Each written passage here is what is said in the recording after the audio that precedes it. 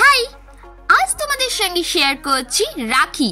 সামনেই রাখি পূর্ণিমা, তাই রাখি বানাবো বাড়ির মশলাপাতি দিয়ে। প্রথমে আমি দুটো সুতোকে হাতের সাহায্যে প্যাঁচ লাগিয়ে রাখির সুতোটা তৈরি করে নিলাম। এরপরে একটা সাদা কাগজের ওপর ফেভিকল লাগিয়ে দিলাম। ফেভিকলটা ভালো করে লাগিয়ে দেওয়ার পর সুতোটাকে বসিয়ে দিলাম। এরপরে একটা একটা করে এলাচ আমি বসিয়ে দিচ্ছি, যাতে ভালোভাবে সেট হয়ে যায়, একটা ফুলের মতো ডিজাইন নেয়। সেটা সেট হয়ে যাওয়ার পর লঙ্কার শুকনো লঙ্কার যে ডাঁটটা আছে সেটাকে ছোট্ট করে কেটে নিয়েছি। কেটে নিয়ে সেইটাকেও আমি বসিয়ে দিচ্ছি, আর একটা লেয়ার তৈরি করেছি।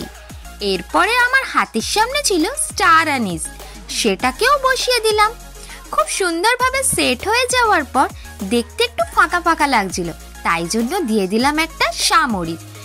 এরপরে সাদা কাগজটাকে একটা ডিজাইনার শেপ দিয়ে নিলাম। তারপরে আমি একটু ফুটো করে নিচ্ছি রাখিটাকে বসাবো বলে। সুতোটাকে ঢুকিয়ে দিচ্ছি একদিকে, তারপরে আরেক দিকেও সুতোটাকে ঢুকিয়ে দিয়েছি। এই দেখো, আমার রাখি তৈরি, মশলাদার রাখি তৈরি, বাড়ির মশলা দিয়ে তৈরি রাখি। তোমাদের কেমন লেগেছে অবশ্যই কমেন্টের মাধ্যমে জানিও।